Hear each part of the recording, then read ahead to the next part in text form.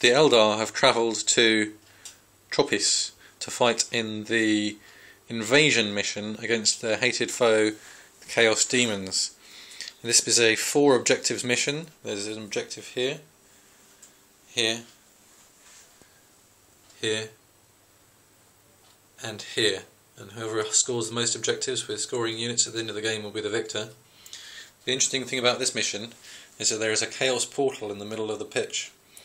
The Chaos can enter the table using their normal deep stroke rules, or they can come in through this portal as though it was a table edge. There's also a 6-inch area around it in which, if any Eldar models go, they'll suffer both difficult and dangerous terrain. The brave Harlequins had selflessly given their lives to help Prince Euthrace land on the planet in the last mission in which he was fighting the Tyranids, so he felt honour bound to carry out their mission to try and close the gateway. However, Fiathrandale, the Farseer that has accompanied him on this mission, has warned against it, saying the runes were not right.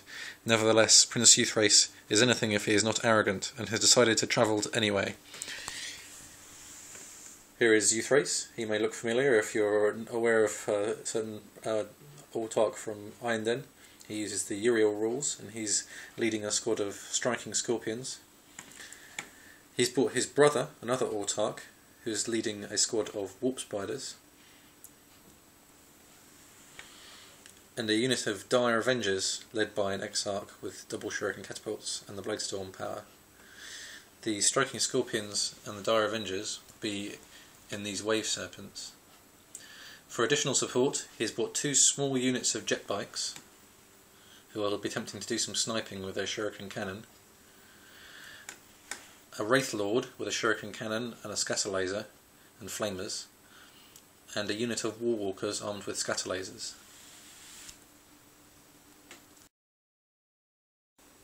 The Demons have come through the portal to Faaris IV. They are led by the most powerful of their number, Fate Weaver, the greatest of the servants of Tzeentch. He has brought with him 2 demon princes, each also servants of Tzeentch, bringing the Bolt of Tzeentch power and the Gaze of Tzeentch power. They have also brought a Herald of Tzeentch, who has Master of Sorcery, We Are Legion, and Bolt of Tzeentch. There are 5 mighty Blood Crushers, who act as a bodyguard of Fate Weaver. They have Fury of Khorne and musical instruments, because bloodletters like blowing on those. There are also 3 squads of minimum number Plague Bearers. They will camp on the objectives. The Changeling of Tzeentch is leading 5 of his brothers, and the Pink Horror unit, they have a Bolt of Tzeentch. And Slaanesh has contributed 2 squads of his fastest fiends, ready to tear apart the Eldar. Okay, it's the first demon turn. There are no Eldar on the table as yet, as they all stayed in reserve, but it's still not going well for the demons. I lost the roll to see who goes first, and I also rolled badly and got my non-preferred wave, meaning that my main scoring units, the 3 units of Plague Bearers, have already arrived, along with the 2 fast-moving fiends who I was hoping to hold in reserve to run out and surprise the Eldar. We've basically come out the portal in the centre and deep struck near a couple of the objectives. Demon turn 2. The cowardly Eldar have stayed off the board. They may well arrive this turn with the aid of their double autarch, but luckily Fate Weaver and most of his minions have arrived on the table. They have spread out in a nice formation, with Fate Weaver managing to get every unit other than a couple of Plague Bearers within his protective field of re-rolling their invulnerable saves. The only demon who hasn't arrived to the party yet is the poor little demon prince sitting over here, but I'm sure his time will come. Eldar turn 2. Prince Euthrace sent in almost everybody, holding back only the Dire Avengers and the Striking Scorpions, which he was leading in reserve. Most of the units came in over here, with the Warp Spiders leading the way, with a solitary unit of jet bikes coming in further afield. In the shooting phase, we shot as much as we could at the dreaded Fate Weaver.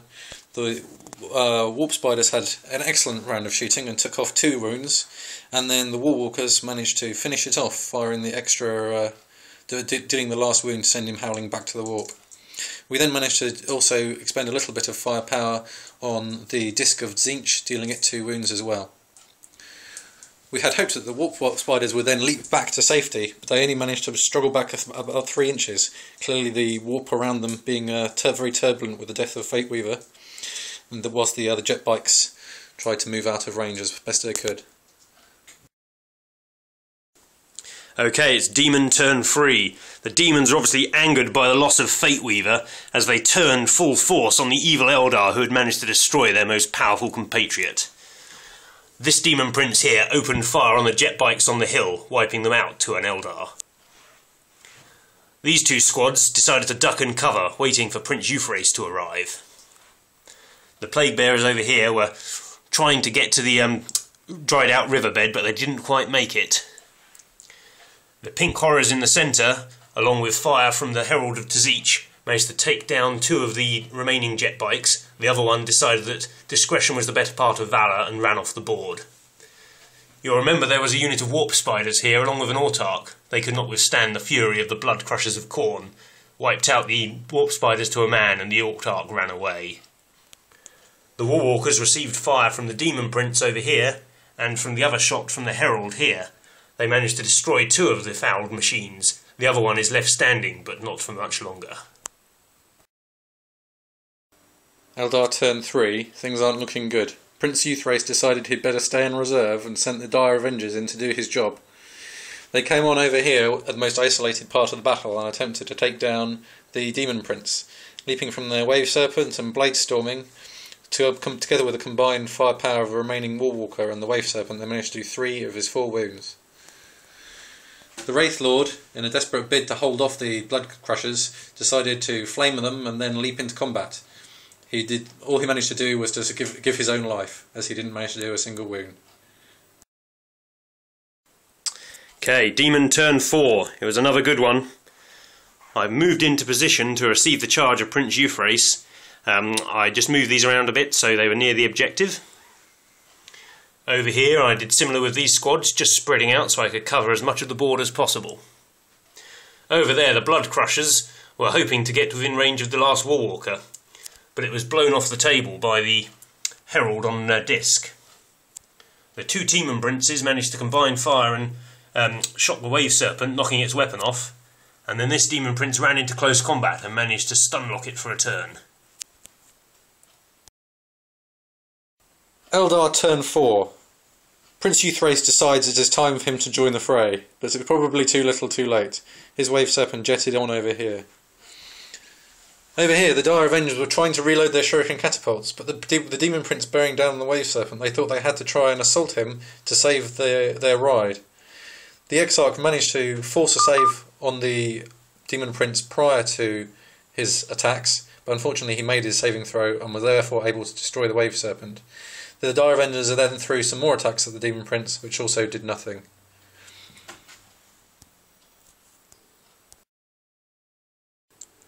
Okay, it's the end of the game.